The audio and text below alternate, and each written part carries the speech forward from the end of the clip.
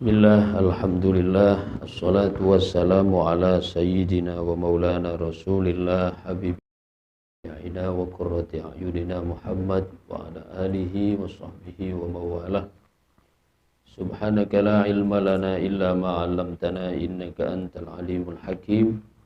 Subhanaka la fahma lana illa ma fahamtana innaka antal jawadul karim. Rabbana iftah bainana wa baina qaumina bil haqqi wa anta khairul fatihin. Tsumma amma ba'du.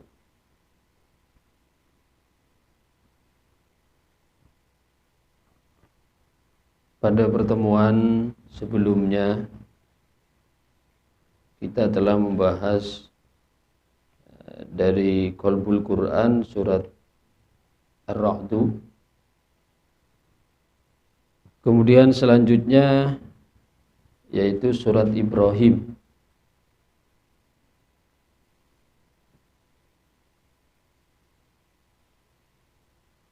Surat Ibrahim ini Qalbul Qur'annya terletak pada ayat yang ke-39.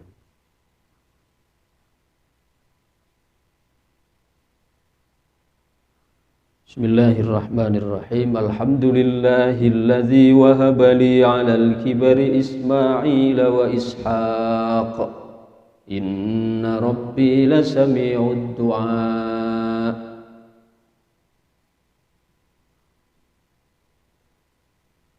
Coba dibaca terjemahnya pada Syekh Ibah.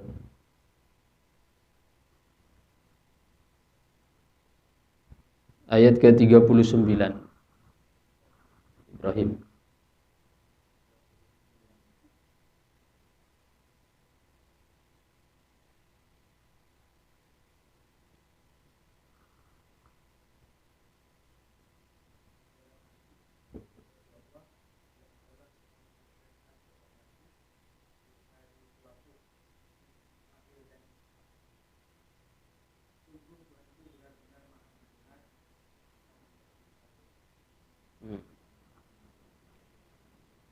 Sebenarnya Qalbul Quran pada surat Ibrahim ini terletak pada ayat yang ke-39.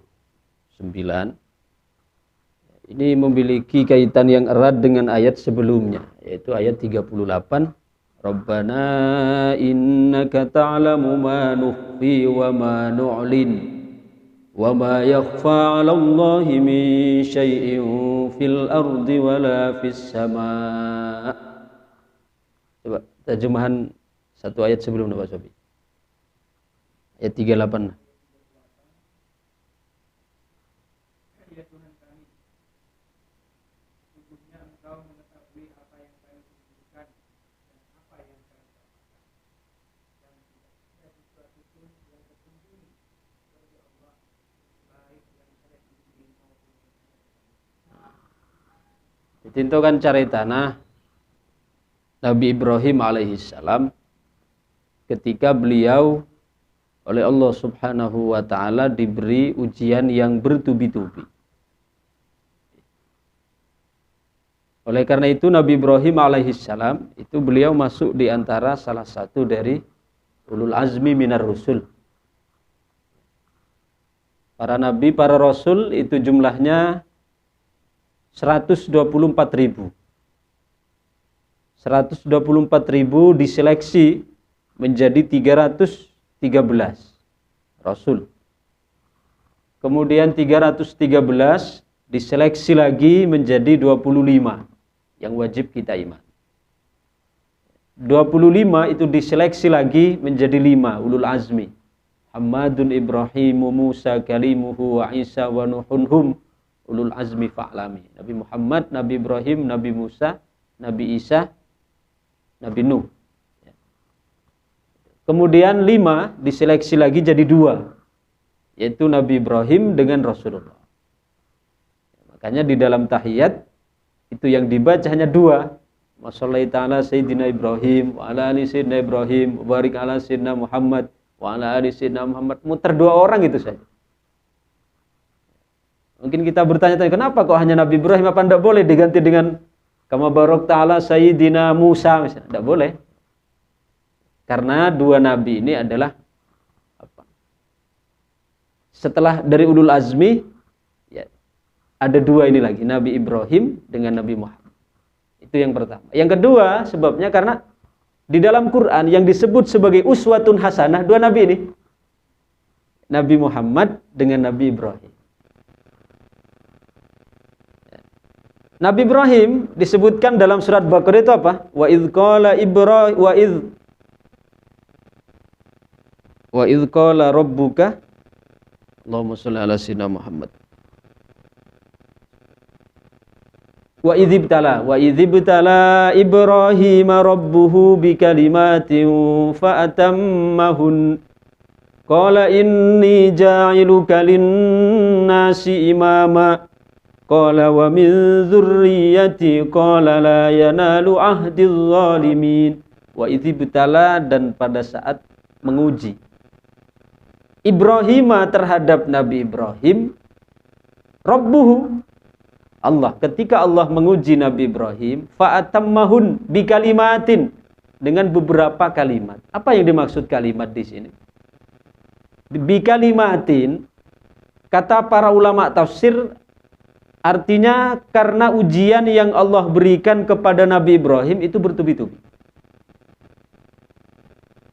Mulai pertama beliau diuji oleh Allah, menurut beliau berkeluarga, umurna lah 90 tahun lebih, untuk kita diberi keturunan. Pertama. Kemudian nomor kedua, beliau dihadapkan kepada, disuruh membangun Ka'bah.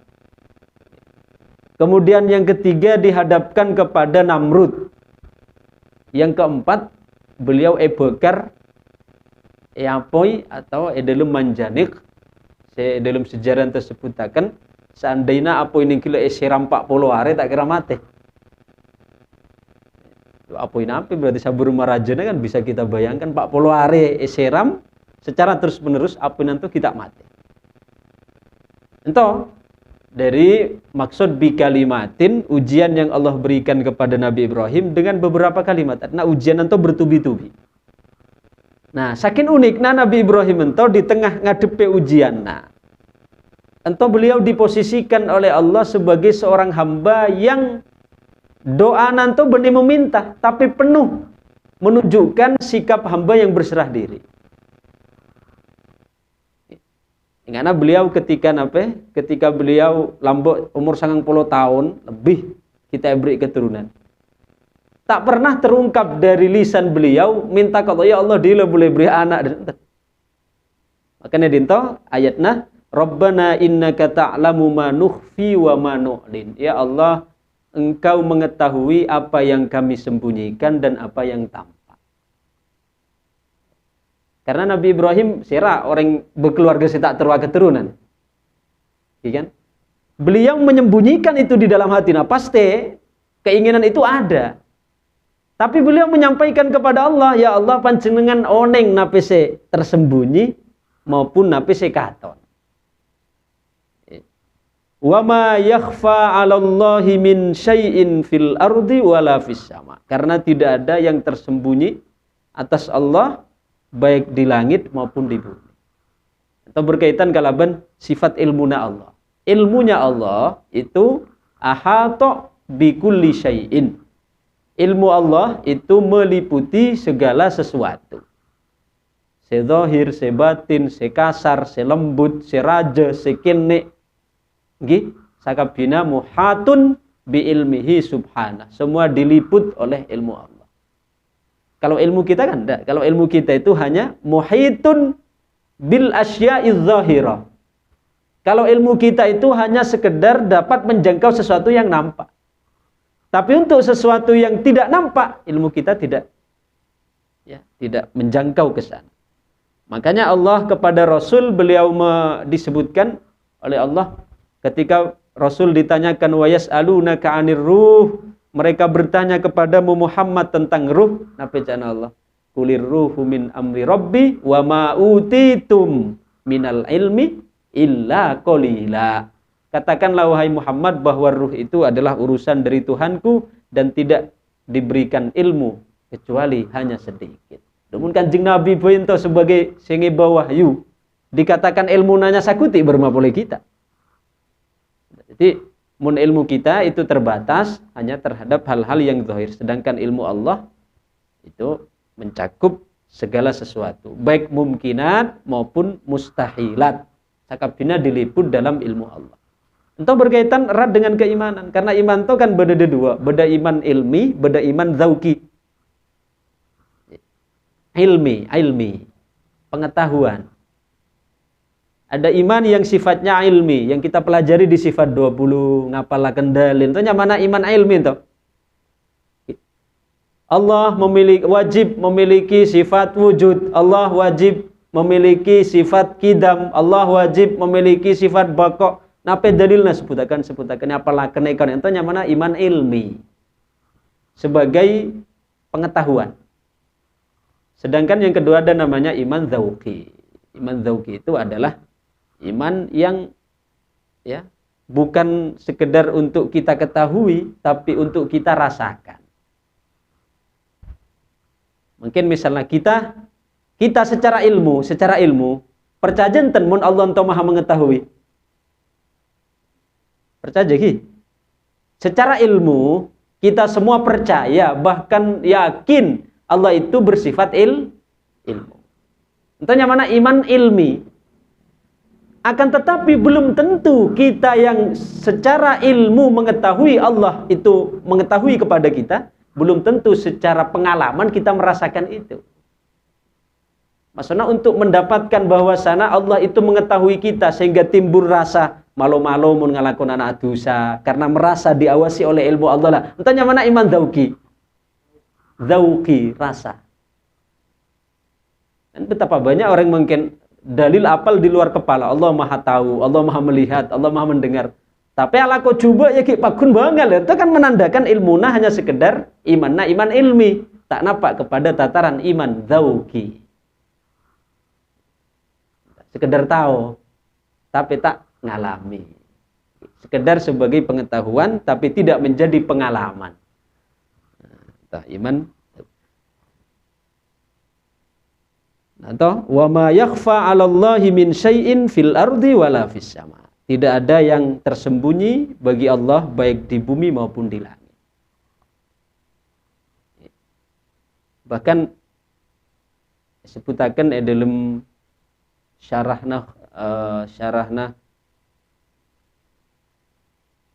Al-Qaulus Sadid fi Jauharatit Tauhid Al-Imam Ibrahim Al-Baijuri, dan beliau menjelaskan Allah ento ngaunengi semut hitam yang berjalan di atas batu hitam di tengah malam yang kelam.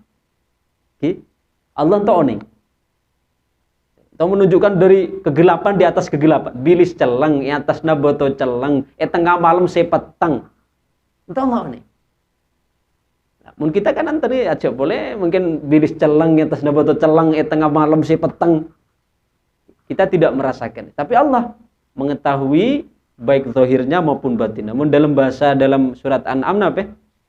Wa indahu mafatihul ghaibi la ya'lamuha illahu wa ya'lamu ma fil barri wal bahr wa ma tasqutu min waraqatin illa ya'lamuha wala habbatin fi dhulumatil barri wal bahri wala ratbin wala yabisin illa fi kitabim mubin. Wa indahu mafatihul ghaibi, dan milik Allah lah kunci-kunci gaib. La ya'lamuha illahu, yang tidak ada yang mengetahui kunci-kunci gaib itu kecuali hanya Allah. Wa ya'lamu ma fil barri wal bahr, Allah tahu ning nape sebede tasik, bede darat, sebede tasik. Bahkan wa ma tasqutu mi waraqatin illa ya'lamuha. Sobung sianya madaun geger kecuali ento ekauningi oleh Allah. Kita pikirkan apa punya daun. Tiap gegerna daun itu berada di dalam ilmu Allah. Wa ma tasqutu mi waraqatin illa ya'lam. Wala habbatin.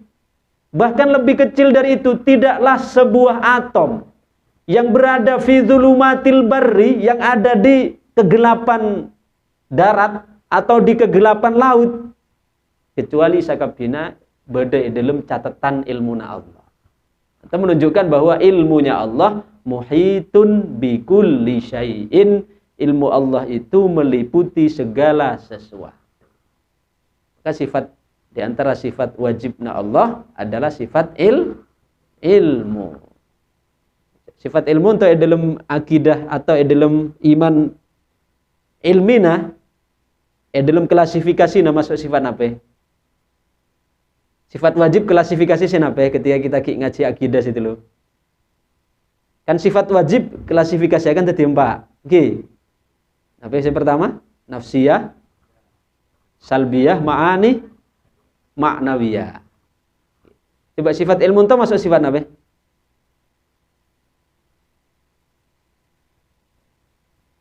Ngarif respon situ loh. Oke.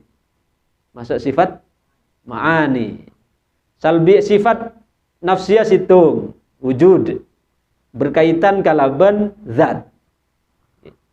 Karena la yutasawwaru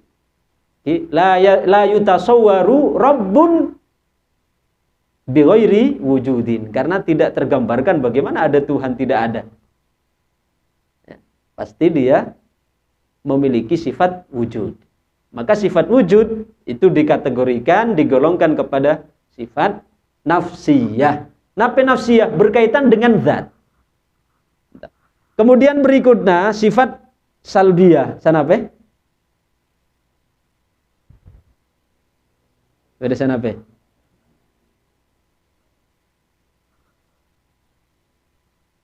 Sana apa?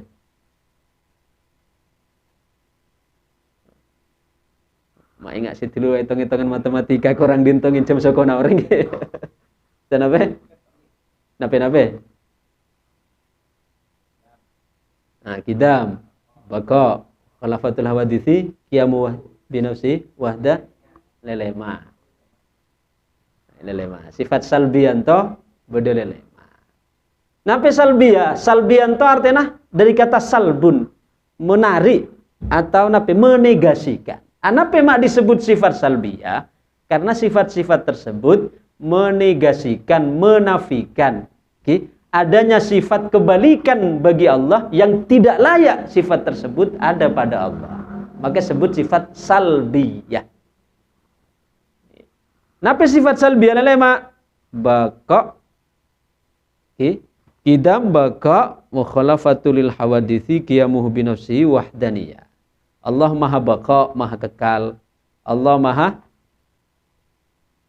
kidam pertama dahulu, maha baka, maha kekal. Mukhalafatul hawadithi berbeda dengan makhluk. Qiyamuhu binafsihi berdiri sendiri. Wahdaniyat maha esa. Atau yang mana sifat sal. Kemudian masuk kepada sifat ma'ani sifat ma'ani. Pepeto kudrat, iradat, ilmu, hayat, sama, basor, kalam. Kudrat, kuasa, iradat, berkehendak, ilmu, mengetahui, hayat, hidup. Sama, mendengar, basor, melihat, kalam, berfirman. Nah, antara Asy'ariyah kalaban Maturidiyah, edinto beda sedikit perbedaan. Walaupun pada ahli sunnah, nah, kan Asy'ariyah dengan Maturidi, kan kalau dikatakan Ahlus Sunnah wal Jamaah kan dinisbahkan kan antara dua. Muntah Imam Abul Hasan Al-Asy'ari atau Imam Abu Mansur Al-Maturidi. Kita sebagai orang Nahdlatul Ulama atau orang yang berintisab kepada kepada Ahlus Sunnah wal Jamaah itu orang.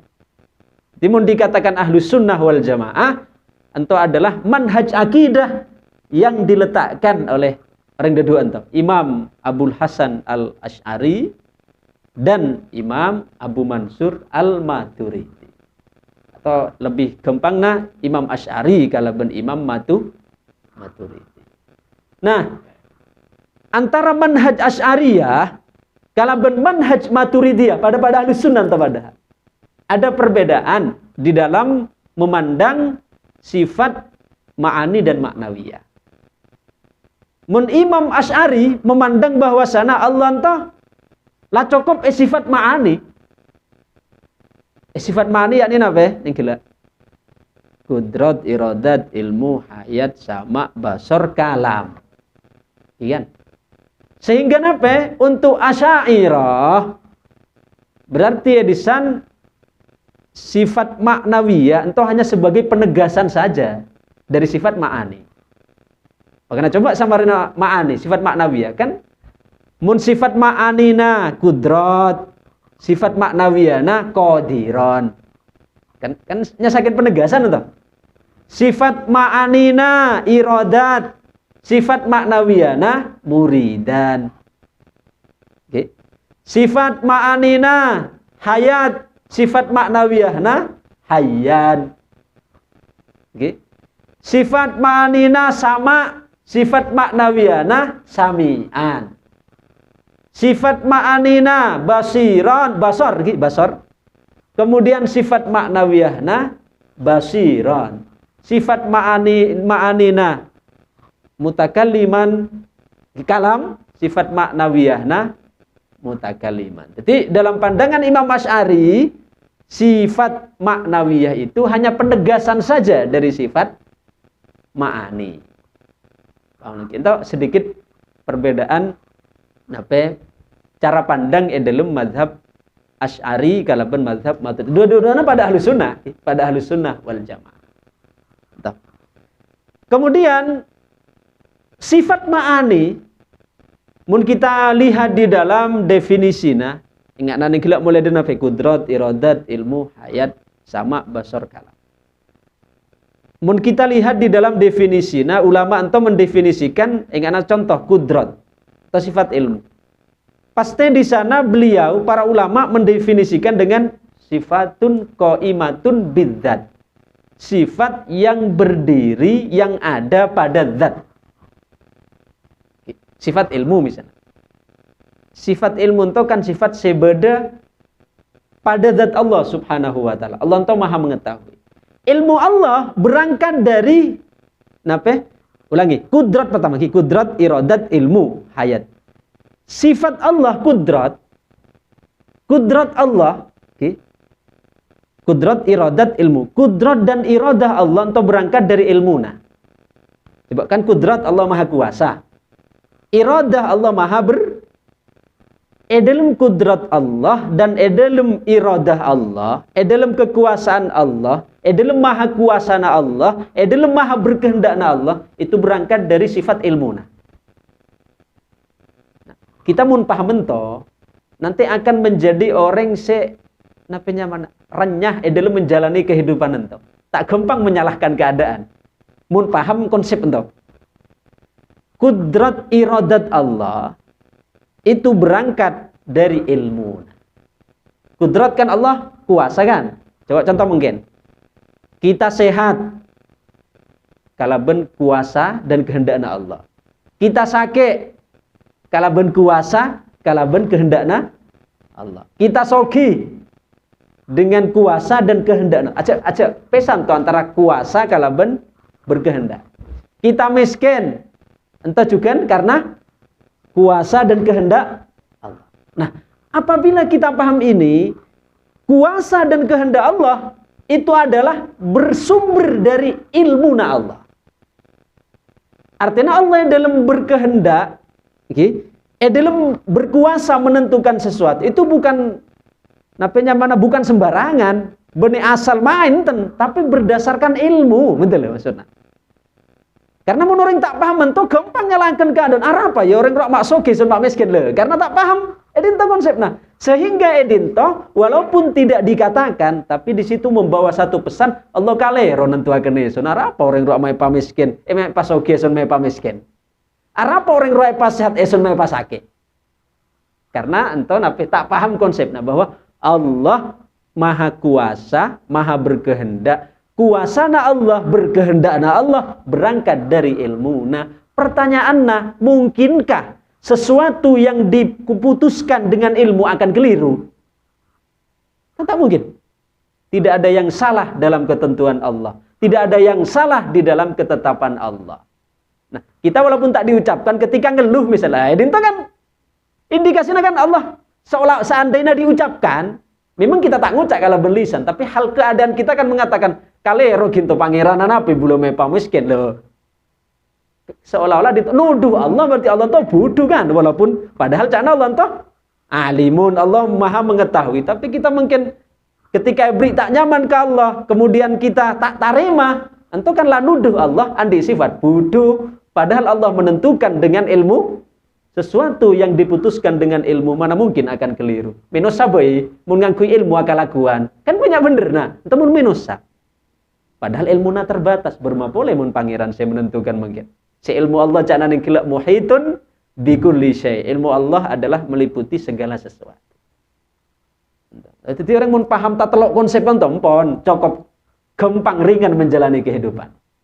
Kudrat dan iradah Allah berangkat dari ilmu. Nah, tak mungkin Allah menentukan sesuatu kecuali kalaben ilmuna, kalaben pengetahuan. Nah, sesuatu yang ditentukan dengan pengetahuan, dengan ilmu, akankah akan keliru? Tidak ada yang salah dalam ketetapannya. Nah, maka boleh berikan story. Kan beda sering orang mengatakan mentok. Semua akan indah pada waktunya. Kan? Semua akan indah pada waktunya. Oke lah untuk kata-kata motivasi, beda bener, nah tapi beda kalirona juga. Mun sekedar untuk motivasi menghibur diri karena misalnya kita andi impian tak tercapai, oke lah. Kaki story iki, kaki motivasi, semua akan indah pada waktunya. Supaya tak putus asa. Tapi mun menggunakan pandangan enton iki lah, tak cocok. Saya bener-bener mah, benih sesuatu akan indah, semua akan indah pada waktu, benih mentok.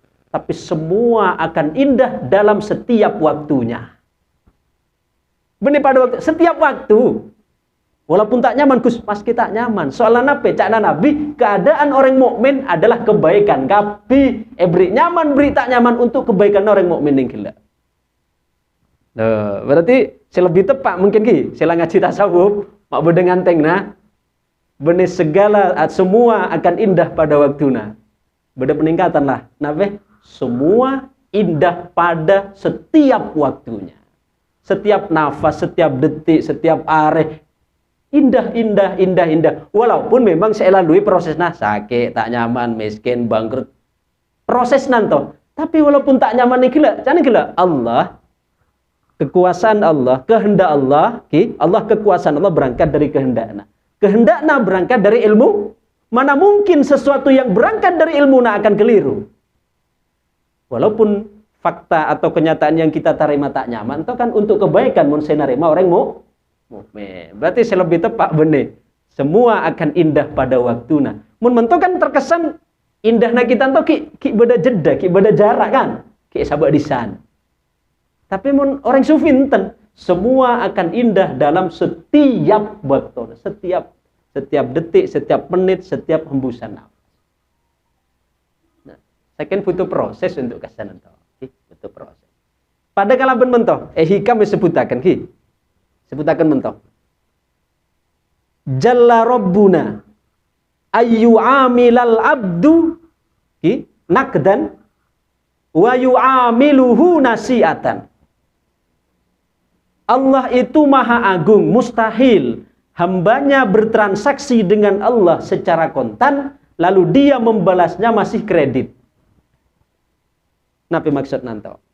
Itu supaya kita menerima pemahaman edem tasawuf tak sepotong-sepotong, kita salah paham. Karena lagi menyasakan sepotong-sepotong bisa jadi kacau pemikiran. Contohnya mentok. Dilana boleh kan pernah nyampaikan keterangan hikam juga. Anape Allah makatik menyediakan ganjaran na orang mukmin sampai akhirat. Mata ibakan itunya kapi pernah kan nyampaikan? Karena satu alasannya dunyanto sempit. Menebakan kapi itunya tak muat dunyana. Karena nape? Cana Kanjeng Nabi suargana belisan orang mukmin situng orang biasa bayi paling sempit pagi akhirat luasna kaplinganna perjalanan 700 tahun. Oke. Terasna bayi orang situng merah. Orang biasa, kita boleh para wali, para nabi sih. Lamun mungkin ibu kene dunya kabeh matanya kandik Pak Didi Kadirian misalnya. Dene teko kuwitora tak muat dunyana. Itu saya pertama. Makanya nabi mai sampai akhirat. Saya kedua, karena muni sabe umpama sabe dunya, dunyanto karakterna tak pernah abadi. Tak abadi dunyanto. Walaupun mungkin bula sogi, tapi pasti lagi rumus natunya kan situ. Mun tak dunya sing ngadule buru atau kita sing ngadule mate. Kan nyaman to konsepnya ada dua to. Maka Allah tak terus lala benar tak berkena dina itunya sabuk bagi akhirat. Nah, terus mungkin kaitan nakala bening gila. Cak Imam Ahmad bin Athaillah dalam hikam berikutnya apa? Jalla Rabbuna ayyu amilal abdu nakdan summa yu'amilahu nasi'atan. Allah maha luhur, maha agung. Mustahil dia memperlakukan hambanya bertransaksi dengan dia. Kita sembajang, puasa, asin tegah, berbuat kebaikan. Kan kontan zaman lagi. Kita lakukan dinto.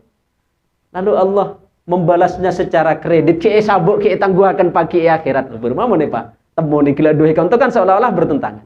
Enten tak bertentangan.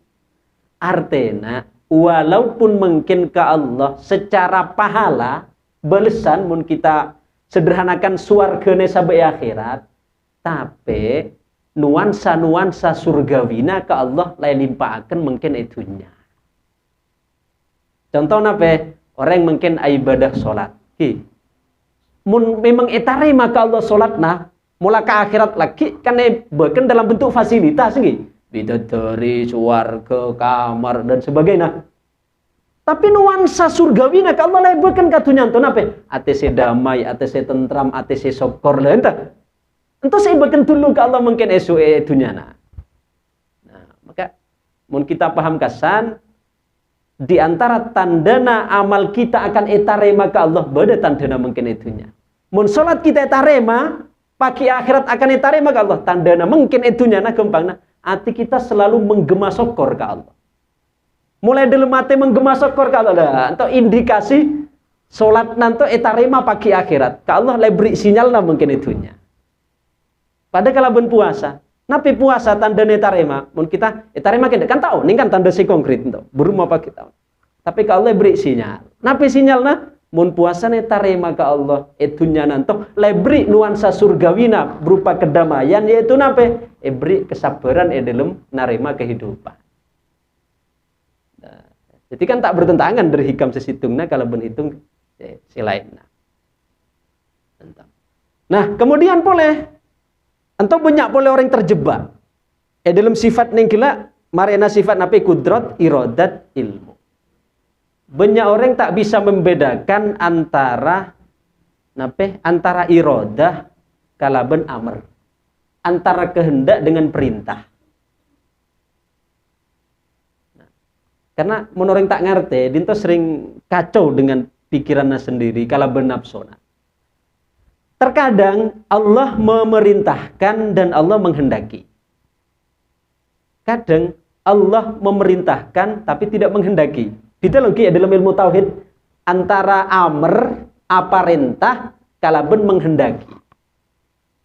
Yang ana contoh mentoh, Abu Bakar. Abu Bakar beriman, diperintah napa enten? Berintah bahasa Taiwan kabul, aku lagi bingung ki ngambulet. Coba sahabat Abu Bakar kan bulan apa mak nyontohkan Abu Bakar? Karena Abu Bakar kan umatna Rasul saya menempati peringkat pertama iman. Pertanyaannya mungkin Abu Bakar untuk beriman apa Allah perintahkan? Terus Kanjeng Nabi saya dakwah? Nah, maka nanti gila cabula kita dalam ilmu tauhid antara perintah kalaben kehendak. Coba mai sederhanakan boleh. Makanya edangan sakutik. Entah kita pernah bahas kabun. Perlu sakutik perenungan. Kanjeng Nabi ada wah kan ngibat tauhid. Nggih kan? Untuk senape perintah untuk beriman meliputi kasin kan kasakap Nabi Musa.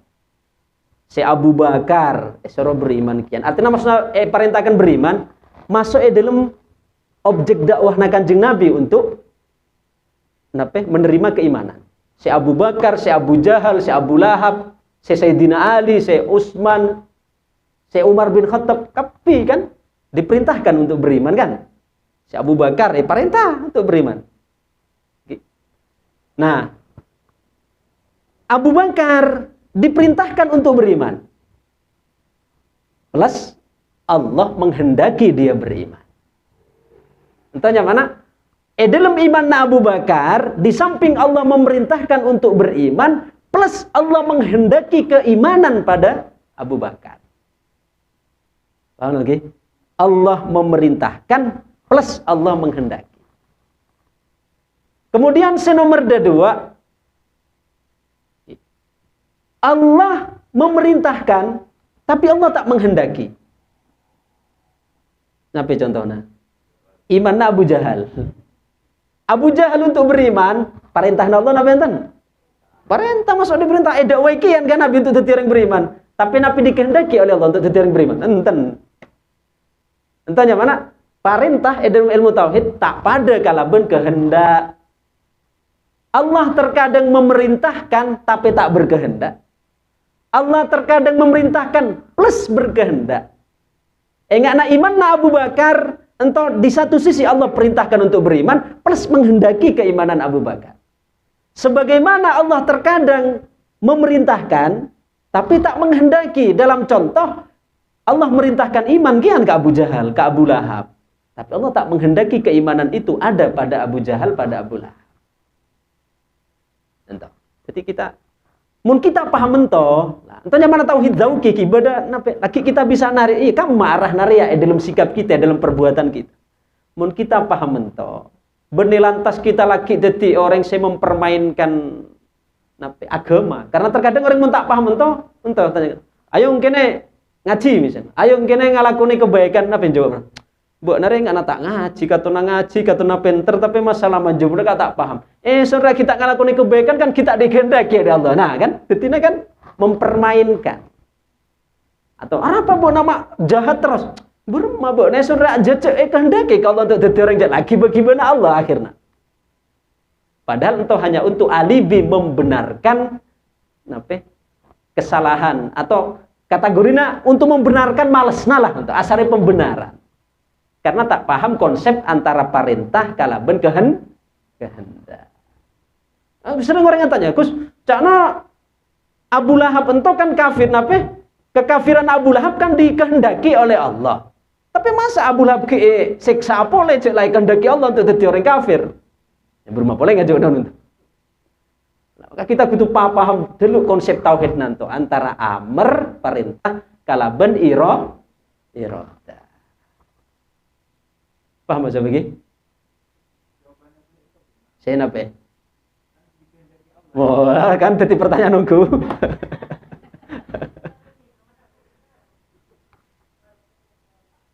Jawab apa mungkin?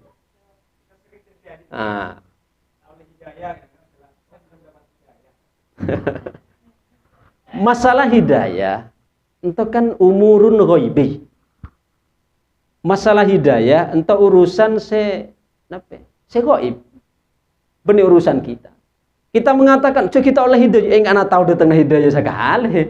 Kan kita tahu nih bermada datang hidayah. Hidayah itu kita sebagai manusia. Nah, pengajian saya malam Kamis tak hadir gitu. Oh, hadir. Telat datang. Oh, enten. Ngantuk apa nggih? Tak fokus. Pengajian saya malam Kamis, kita akan ngebahas alainal amal wa 'alallahin natijah. Ingat kan toh? Kita tuh perintahkan untuk usaha, hasil Allah.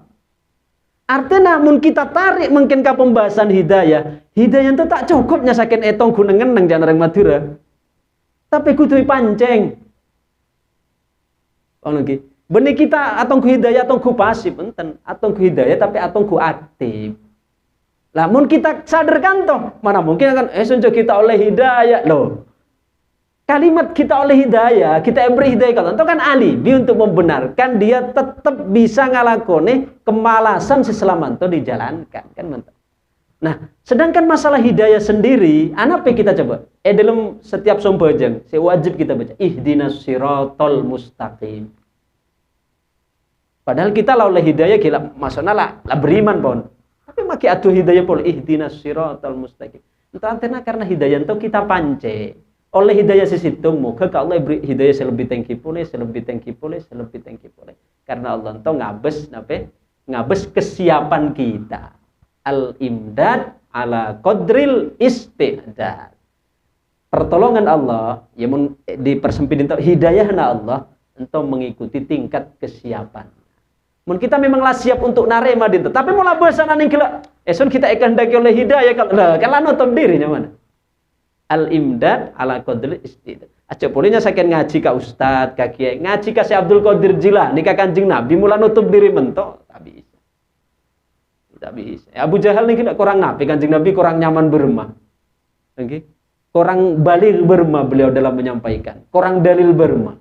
Tapi anak memang tak bisa. Nah, itu karena memang tak andi kesiapan. Dan memang tak dikehendaki oleh Allah. Jadi gila. Bada iradah, bada amr.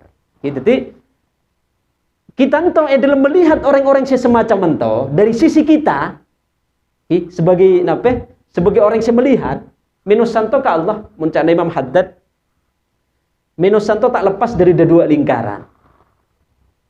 Pertama bedanya mana lingkaran rahmat, lingkaran rahmah. Sekedua ada lingkaran hikmah. Ada dua dairah. Dairah itu bahasa Arab. Bahasa ikan Indonesia itu daerah. Adalah bahasa Arab dairah. Dairah itu artinya lingkaran. Pertama beda lingkaran rahmat. Sekedua ada lingkaran hikmah. Itu minusa. Jadi Imam Haddad lagi Al-Imam Al-Habib Abdullah bin Alawi Al-Haddad. Wali kutub di zaman. Lingkaran rahmat sena orang-orang taat itu para nabi rasul, para wali, orang siddiqin, syuhada, solihin lah, orang mukmin pada secara umum. Itu masuk di dalam lingkaran rahmat. Masuk di dalam lingkaran rahmat bermah mereka ke Allah dijadikan sebagai pemeran ketaatan. Orang-orang taat, rajin ibadah, orang ke Allah dijadikan apa? Skenario oleh Allah, dijadikan aktor ibaratnya perfilman gitu. Diperankan sebagai orang-orang ahli taat. Mereka berada dalam lingkaran rahmah. Sedangkan edinto lingkaran hikmah. Senten sena ya orang-orang kafir. Saya tak tahu tentunya. Orang-orang musyrik, orang-orang munafik, orang-orang apa boleh? Orang-orang mujrim. Sena dinto orang-orang jahat kabeh. Yang diperankan oleh Allah dijadikan sebagai pemeran kejahatan. Entah berada dalam lingkaran hikmah. Sebab pun kita paham entah lagi wawasan kita akan luas dalam memandang orang lain. Antara lingkaran rahmah dengan lingkaran hikmah. Yalah termasuk dinto mun kita melihat sosok beda Fir'aun, beda Abu Jahal, Abu Lahab masuk dinto kabeh. Dinto Nabi Muhammad, Nabi Musa, orang-orang yang soleh dinto lingkaran rahmah. Kemudian pagi akhirat entah beda jalurnya masing-masing. Orang yang dulu di dunianya diperankan oleh Allah di dalam lingkaran rahmat, maka kelak di akhiratnya akan diletakkan dalam lingkaran fadl. Anugerah. Dia terbentuk dalam bentuk surga. Jadi orang-orang yang oleh Allah diposisikan. Oke, ada. Orang yang oleh Allah sekarang di dunia diposisikan dalam lingkaran rahmat, orang yang taat ke Allah, rajin ibadah ke Allah, kalaban tulus, maka kelak di akhirat akan diletakkan di dalam lingkaran fadl. Fadl itu anugerah. Napa anugerah itu? Swarga lah gampangan. Sedangkan orang-orang yang sekarang di dunianya diposisikan oleh Allah di dalam lingkaran hikmah, sesena orang kafir, orang musyrik, tak tobat lagi, maka pagi akhirat ke Allah akan diletakkan dalam lingkaran adilnya mana? Keadilannya Allah. Napa yang gempangan? Neraka lah gempangan. Karena kan neraka itu kan karena keadilan Allah, bernikan nadzolimna Allah kan.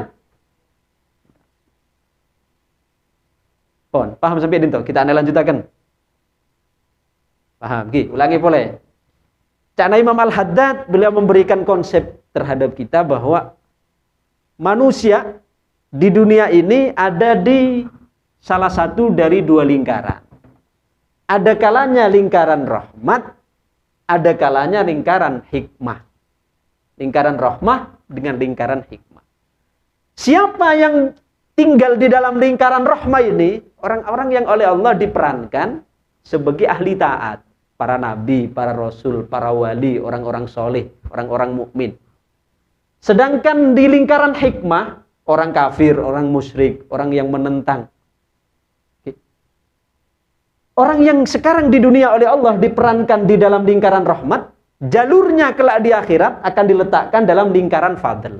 Orang yang masuk surga kan karena anugerah Allah, bukan karena amal, kan? Makanya sebut fadl. Sedangkan orang dunyana oleh Allah diperankan sebagai di dalam lingkaran hikmah, maka di akhirat laki esabe dalam lingkaran adil, keadilan Allah, neraka gempangan.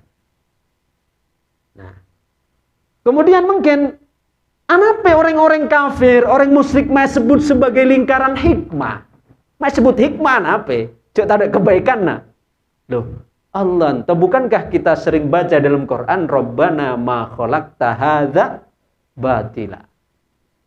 Duhai Tuhanku, engkau tidak menciptakan ini napa boy? Batila, dengan sia-sia. Allah mungkin menentukan orang-orang kafir, Fir'aun, Abu Lahab, Iblis, Qarun dan dintasena, orang-orang sejahat, orang-orang kafir, orang-orang musyrik. Entah ke Allah anape mae sabak dinto untuk dilihat hikmahnya oleh kita orang-orang yang beriman. Coba mungkin mata launtong benih kita seKKB pemeran sebagai Fir'aun ke Allah. Padahal Allah kan bisa baik. Saya tentuakan sebagai pemeran orang saya sombong, orang saya memiliki sifat angkuh yang ditentukan oleh Allah sebagai Fir'aun kita misal. Kan bisa saja. Tapi Allah Subhanahu wa taala menentukan Fir'aun sebagai orangnya itu supaya jadi pelajaran terhadap orang-orang setelah. Nah, itu kan yang mana sisi hikmah bagi kita. Sisi hikmah bagi kita. Betul. Bahkan cana Habib Ali Al-Jufri apa? Sapana orang maca Quran. Maca ayat-ayatna Fir'aun. Maksudnya ayat saya menjelaskan tentang Fir'aun. Kesombonganna, azabna, siksana. Mak ki terbesit hati kita entoki lebih gagah daripada Fir'aun. Kita entoki pada 1-2 kalaban Fir'aun. Entah dubun Habib Ali Al-Jufri. Kita maca Quran tuh, apa recehnya saking cerita dunging na Fir'aun. Mun kita menganggap seperti itu, kan hanya menganggap Quran sebagai cerita masa lalu kan. Dunging kembangan. Padahal Quran oleh Allah diturunkan adalah syifaun lil mu'minin, untuk ditambah ke orang mukmin, tatambahna penyakit hati. Ketika kita mungkin maca ayat tentang penjelasan Fir'aun, siksana ka Fir'aun, benih kok kita malah maca ayat Fir'aun malah sepas tuh. Iya, ki Fir'aun riak ternyata manja sifatnya ya, sombong, tambeng dan iya, berarti ki lebih gagah manja dah, ki terbesit sifatnya. Maka cakna Habib Ali, kita ki 1-2, 11-12 kalau ki pada makna. Nah, saya bener berma. Orang mukmin sehakiki pada saat maca Quran, walaupun itu menceritakan umat-umat terdahulu, menceritakan Fir'aun misal. Karena Quran itu adalah syifaul lil mu'minin, menjadi obat bagi orang mukmin, maka dia selalu ngacakah dirinya. Oh iya ya, area secara tekstual memang menceritakan Fir'aun. Tapi secara kontekstual, ayat yang saya baca tentang Fir'aun ini sebenarnya juga menceritakan benih-benih sifat-sifat kefir'aunan yang ada di dalam hati saya. Lah betul. Sehingga napa penyakit sombongna sebuda dinto terkikis terobati kalaban Quranan. Lah mentoh hakikat orang mukmin. Benih kok kita iya son aja ki agak-agak son walaupun son sombong ki asombongan Fir'aun boleh lah. Siapa orang menganggap bahwa dia masih lebih baik daripada Fir'aun, dia adalah 11-12 dengan Fir'aun. Entah padahal Fir'aun sila jelas-jelas sombong bermapole mun kita nyasakin kau orang nyangka-nyangka sombongna. Padahal ka Fir'aun versi jelas sombongna jelasakan dalam Quran. Entah ki samentoh kita ki dianggap keliru apabila menganggap kita ki lebih baik daripada Fir'aun. Makanya orang kafir pagi akhirat kan mengatakan apa? Ya laitani kuntu turaba ya tau manjal di tanah biar apa? Anape? Karena seandainya kita ada di tanah kan nyala aja lah sobung perhitungan. Sedangkan mun kita ada di menosa, apa boleh kian di akal, dia tak beda pertanggungjawaban. Maka cak Imam Ghazali, Imam Ghazali, jika aku tidak menjadi orang yang baik, maka aku masih lebih memilih untuk menjadi seekor anjing yang kurapan sekalipun. Anak pecah beliau. Karena mun sonrea, mun nyaman aki andi akal, mate tak mari urusan. Tambah urusan raja kan mempertanggungjawab amal. Tapi pate, maski anak pate ning gelok mungkin aku rapan, aku dilan bau beceng mate, mari lah tak ada pertanggungjawaban amal. Ki pate pertanggungjawaban pernah ngekek si fulan enten tak pernah ngecok daging nasi bulan enten tak ada pertanggungjawab. Mate lah mare urusan kita mate tambah urusan. Maka dalam tafsir Qalbul Quran dinta menjelaskan tentang tentang pertama bahwa ilmu Allah itu meliputi segala sesuatu. Kemudian nomor kedua semua kudrat iradat Allah itu berangkat dari ilmu. Nah, maka tidak mungkin sesuatu yang keluar dari ilmu akan keliru. Kesimpulan nomor 2. Kemudian selanjutnya, ketika kita paham konsep ini, maka kita akan timbul rasa bahwa yang benar bukan semua akan indah pada waktunya, tapi semua akan indah dalam setiap waktunya. Dari napi itu berasal, dari dawuhna Kanjeng Nabi. Ajaban li amril mukmin cana Kanjeng Nabi, sungguh mengherankan urusan orang mukmin. Sakabina teti baik dan itu tidak akan diberikan kecuali pada orang mukmin. In asobahu khairun. Ketika ditimpa kebaikan, maksudnya kebaikan beri soke, beri sehat, syakar. Lalu kemudian dia asobkor. Fadzalika khairullah, itu adalah baik baginya. Wa in asobahu as-sarra, ketika ditimpa oleh keburukan, beri sake, beri tak nyaman, beri miskin. Sabar, mereka sabar. Wa dzalika khairullah, itu juga baik untuk dia. Berarti kan backup untuk orang mukmin. Maka segala sesuatu semua akan indah dalam setiap waktu. Nah, adapun tak nyaman, nyasakin proses nato akan tetapi asena dalamnya adalah kebaikan.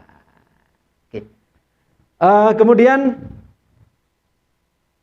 selanjutnya alhamdulillah. Timbul rasa syukur, mula paham ninggil ya, paham bahwa kudratna Allah, iradahna Allah berasal dari ilmuna. Tak ada salah. Napa sih keluar ungkapan alhamdulillah kabeh gitu. Syukur kabeh. Makanya tingkatan orang mukmin dari status nabula bari beda saya komentar ninggil dari orang dari Malang ki. Story nabula bari mau seberapa menyakitkan atau banyak saya ngomentari beri mau seberapa menyakitkan sebuah kejadian dan celaan jika kita memiliki hati selapang lautan ditumpahkan racun mematikan sekontainer sekalipun tetap akan larut tak terasa. Tetapi kalau hati itu sempit, satu tetes berbisa saja sudah cukup untuk membuat hidup kita binasa sehari, seminggu, bahkan berbulan-bulan. Nah, pada saya tanya, beri Anda dari Malang, bagaimana untuk mendapatkan hati yang lapang seperti itu? Maka jawabannya singkat tapi melarat. Cukup tatelo. Ya cukup tatelo. Napa tatelo ento? Sabar, ridho, syukur. Itu kan singkat toh, tapi praktik nah ento saya melarat. Sabar, ridho, syukur. Sabar, ridho, mengucapkan tak sampai bisa detik. Tapi pengamalan untuk sabar perlu tahun-tahun seumur hidup. Apa boleh ridho, apa boleh.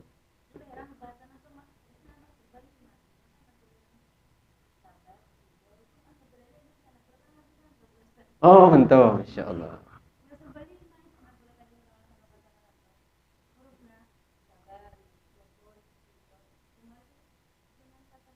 Oke, sabar, ridho, itu prosesnya. Sabar itu okay. Enak pelengki ridho kon sabar, atau kian ridho.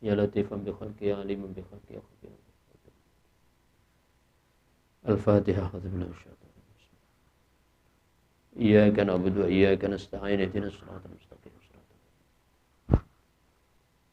Assalamualaikum warahmatullahi wabarakatuh.